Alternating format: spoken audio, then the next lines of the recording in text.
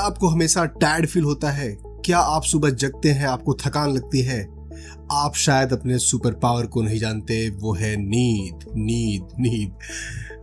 नमस्कार दोस्तों, मेरा नाम है अतुल श्रीवास्तव और ये मैं अननेसेसरी के जो ड्रामे कर रहा था वो ये बताने के लिए कर रहा था कि ये एक ऐसी चीज है जिसके बारे में मजाक उड़ाया जाता है, जिसके बारे में अलग अलग कहानियां बताई जाती हैं, जिसके बारे में अलग अलग थ्योरी चलती हैं।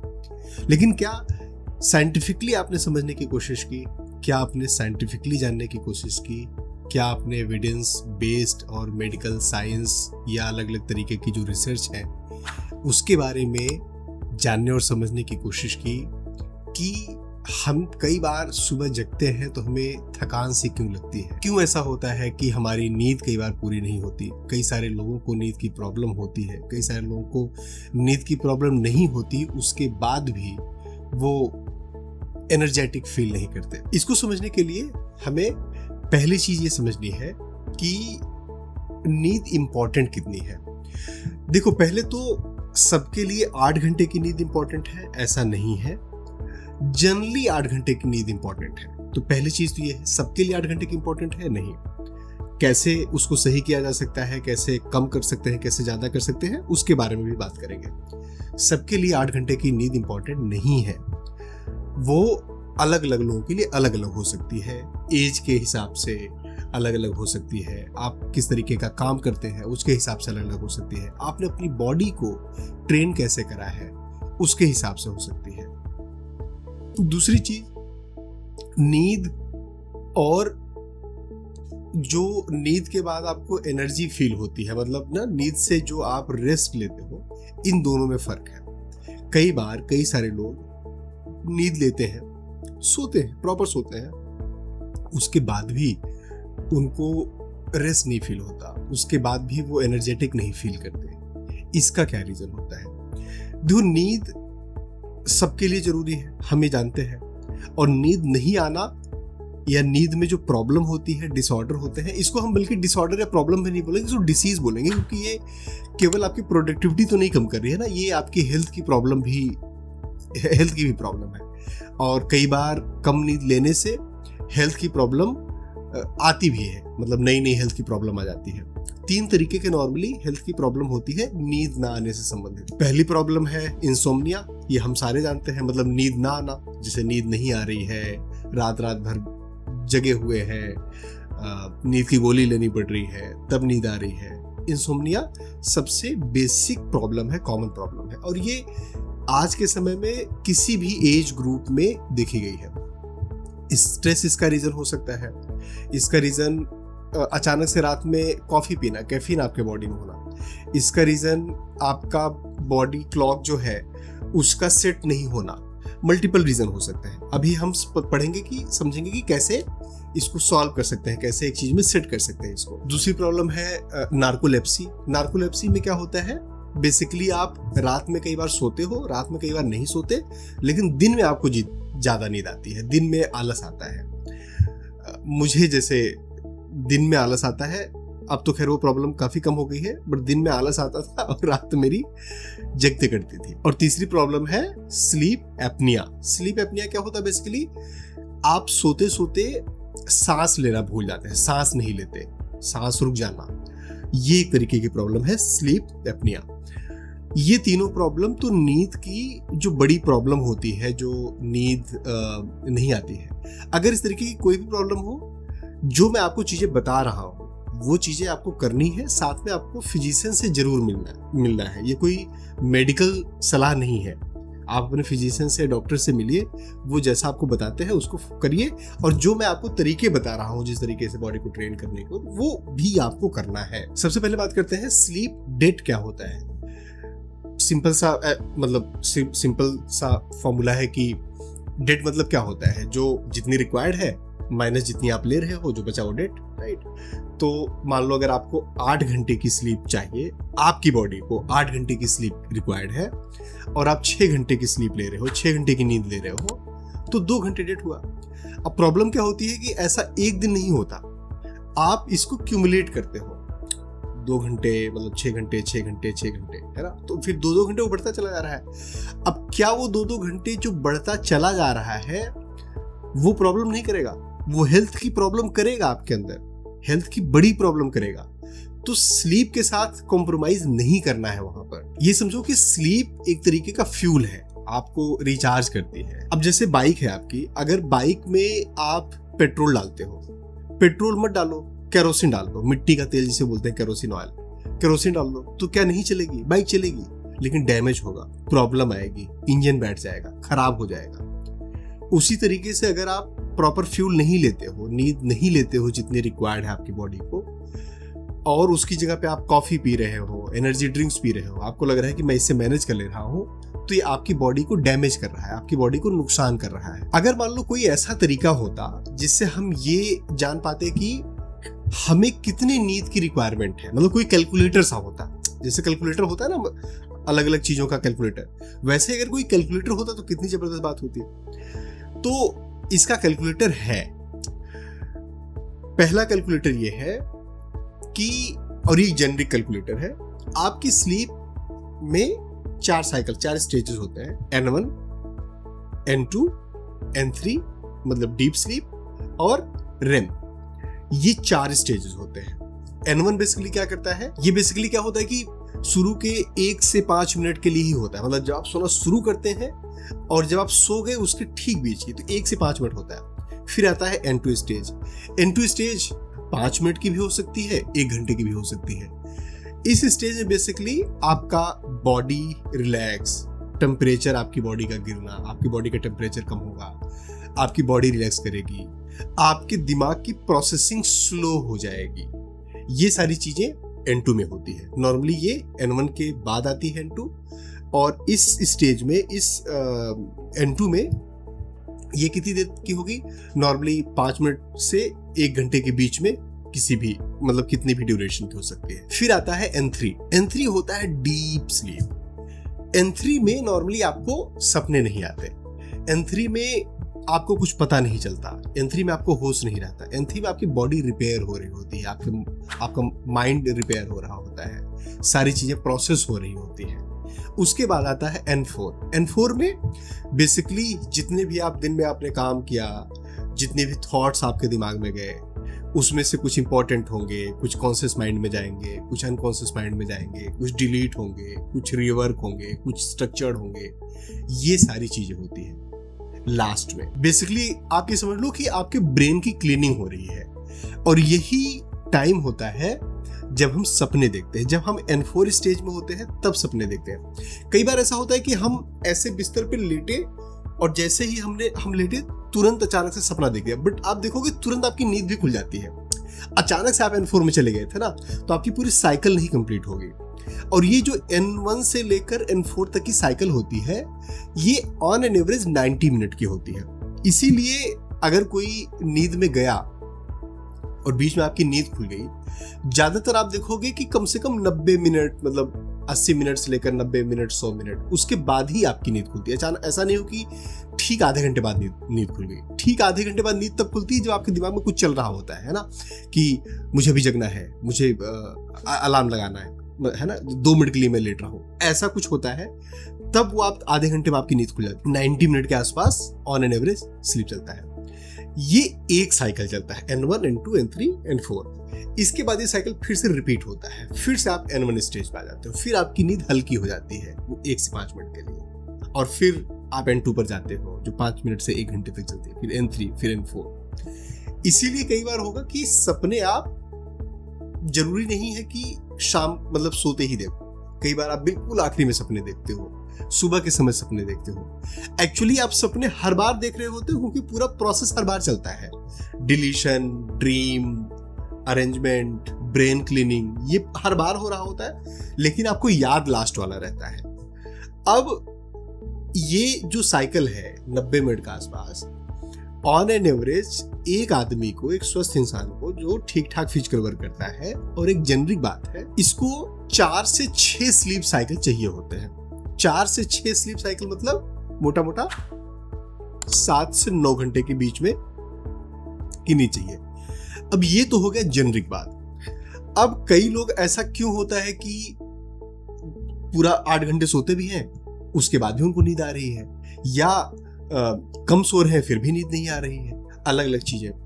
और फिर हम अपनी नींद को कैसे बेटर कर सकते हैं, कैसे सोने के बाद उतने टाइम में हमारी बॉडी अच्छे से प्रोसेस हो जाए, अच्छे से क्लीन हो जाए, अच्छे से रेस्ट आ जाए, और ये इंसोम्निया की जो हम प्रॉब्लम कह रहे हैं, अलग अलग तरीके की बीमारियों की बात कर रहे हैं, इसकी भी प्रॉब्लम ना हो, हमारी प्रोडक्टिविटी इंक्रीज हो, इससे हमारी प्रोडक्टिविटी इससे खराब ना हो, ये सब चीज़ें।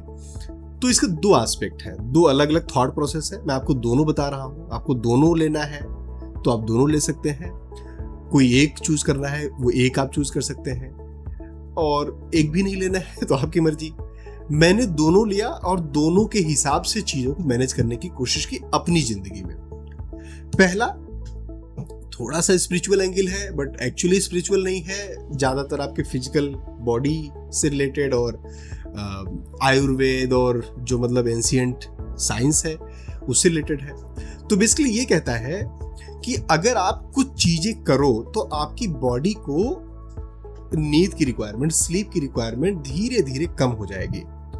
जब आप यंग होते हैं, जब आपकी बॉडी मतलब आप 18 साल से लेकर 19 साल से लेकर जब आप ये 25-30 साल तक होते हैं, इस एज में 3 साढ़े 3 घंटे सोकर आपका काम चल सकता है।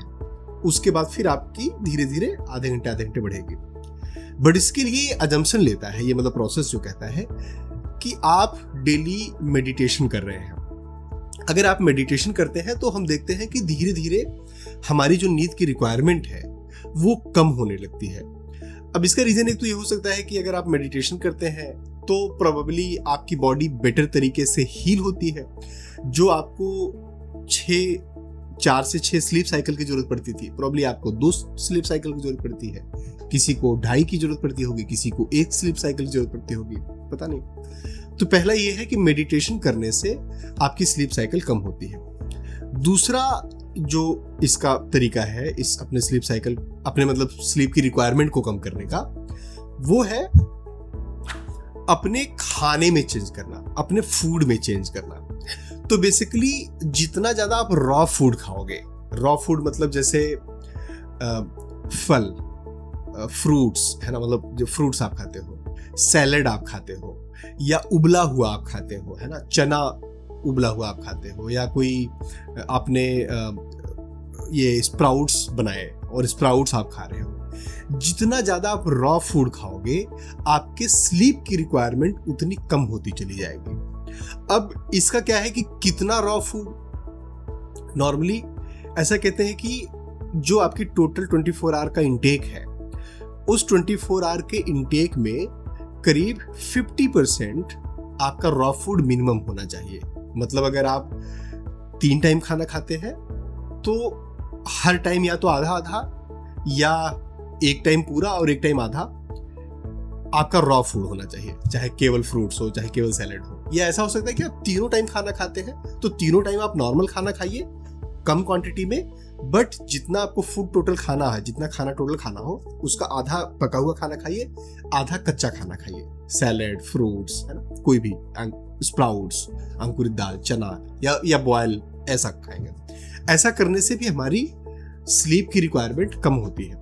कैसे पहचानेंगे कि स्लीप की रिक्वायरमेंट कम हो रही है? जब आपको नार्कोलेप्सी की प्रॉब्लम ना लगे, जब आपको लगे कि आलस नहीं आ रहा है, जब आपको लगे कि दिन में नींद नहीं आ रही है, जब आपको बॉडी बिल्कुल फ्रेश लग रही हो, तो आपको लगना चाहिए। अब अगर आप 8 घंटे सोते हैं, 8.5 घंटे सोते हैं, उसके बाद भी आपको ये प्रॉब्लम लग रही है, तो या तो कोई हेल्थ रीजन हो सकता है, तो वो आपको चेक कराना चाहिए, देखना चाहिए। अदरवाइज ऐसा भी हो सकता है कि आपकी बॉडी को ज्यादा वियर और टियर, मतलब उसको ज्यादा रिपेयर की जरूरत पड़ रही हो। तो उस केस में ये अगर आप रॉ फूड और एक्सरसाइज और मेडिटेशन, ये हैबिट अगर आप डालेंगे तो हो सकता है वो 7-8 घंटे पे रुक जाए। जरूरी नहीं कि जो मेडिटेशन करेगा, रॉ फूड खाएगा, वो 2.5 घंटे 3 घंटे में उसकी नींद जरूर जाएगी। सबका बॉडी टाइप अलग अलग होता है ना, इसको क्रोमोटाइप्स बोलते हैं। तो सबका अलग अलग क्रोमोटाइप्स होता है और उस हिसाब से उनकी रिक्वायरमेंट नींद की अलग अलग होती है। तो पहला तो ये तरीका था जो थोड़ा सा स्पिरिचुअल एंगल लिए, बट आयुर्वेदिक तरीका है। दूसरा तरीका है जो मॉडर्न साइंस कहती है। मॉडर्न साइंस जो कहती है, अच्छा मैं बाय द वे ये पहले तरीकों को फॉलो करता हूँ, है ना, कि मतलब रॉ फूड थोड़ा सा ज़्यादा खाना और आप मेडिटेशन करना, तो उससे एक तो बहुत सारी चीज़ों में हेल्प मिलती है, कंसंट्रेट करने में, फोकस बनाने में भी हेल्प मिलती है।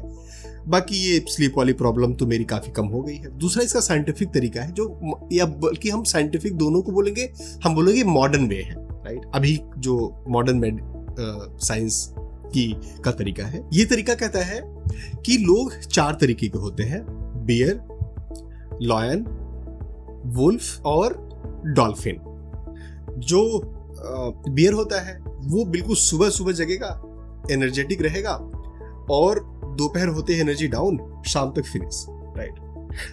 जो लॉयन बॉडी टाइप जिनकी होती है वो सुबह खूब एनर्जी में होते हैं, दिन ढलते ही खत्म होता है, बट सुबह जल्दी जगते हैं लॉयन की, जो लॉयन बॉडी टाइप लोग होते हैं। फिर तीसरे होते हैं वुल्फ, सुबह लेट जगते हैं, दिन में एक आलस आता है, दिन में उतना प्रोडक्टिव नहीं रहते, दिन में उतनी एनर्जी नहीं रहती, शाम को इनकी एनर्जी ज्यादा होती है, शाम को इनकी प्रोडक्टिविटी ज्यादा होती है।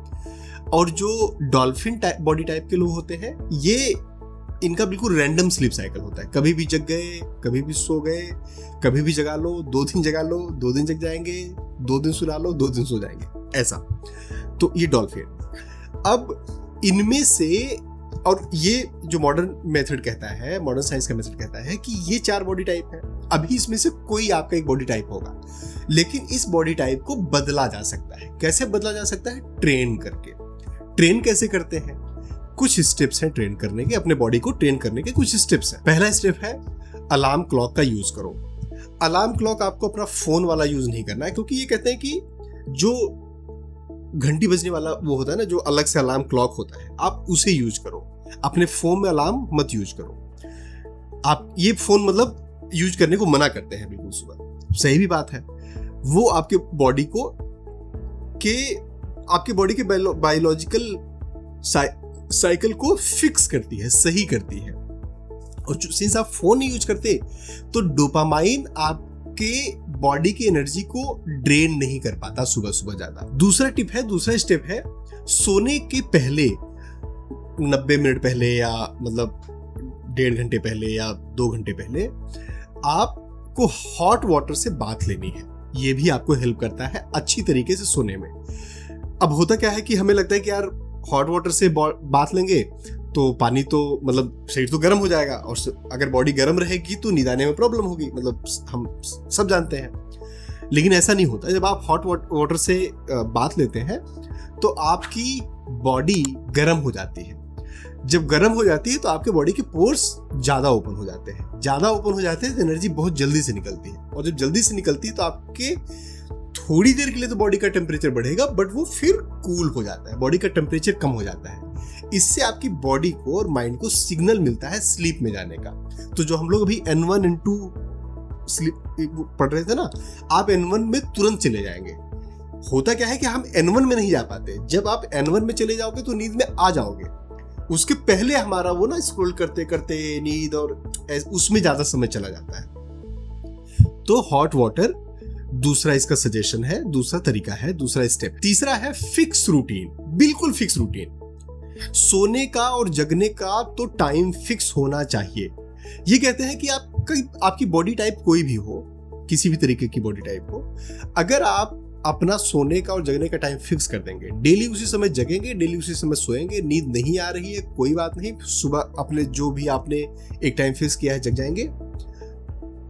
अगर आप लगातार ऐसा करते रहते हैं तो विद इन 90 डेज आपकी बॉडी ट्रेन हो जाएगी, फिर वो सुबह अपने आप जगने लगेगी और शाम को अपने आप उस समय सोने लगेगी। चौथा टिप है एक्सरसाइज। ये कहते हैं कि आप दिन में कुछ भी कर रहे हो, कुछ नहीं कर रहे हो, एक्सरसाइज कर रहे हो, मेडिटेशन नहीं कर रहे हो, कोई बात नहीं है, शाम के समय लाइट एक्सरसाइज जरूर करनी चाहिए, चाहे एरोबिक्स कर लिया, चाहे थोड़ा सा रन कर लिया, थोड़ा भाग लिया, वॉक कर लिया। ऐसा करने से हमें स्लीप में जाने में, नींद में जाने में हेल्प मिलती है। हम नींद के बारे में, स्लीप के बारे में, इतनी सारी चीजें इसलिए कर रहे हैं क्योंकि अल्टीमेटली हमें अपनी प्रोडक्टिविटी बढ़ानी है। अल्टीमेटली हमें ज्यादा काम करना है, बेटर काम करना है, अपनी एनर्जी को फोकस रखना है। अगर हम अपनी एनर्जी को फोकस रख पाते हैं, हमें दिन में आलस नहीं आता, हमें हमारा कंसंट्रेशन बनता है, फोकस बनता है, तो जाहिर सी बात है हम अपनी प्रोडक्टिविटी को बेटर कर पाएंगे। और अगर हमने अपनी प्रोडक्टिविटी बेटर करी तो हम लाइफ में आगे बढ़ पाएंगे, जो हमारी लाइफ का मकसद भी है।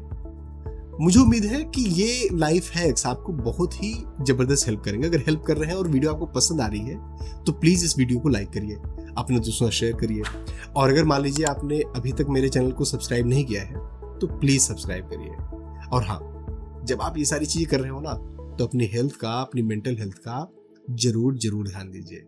हमारी वीडियोस को देखते रहिए, अपना और अपनों का ख्याल रखिए। Thank you. जय हिंद।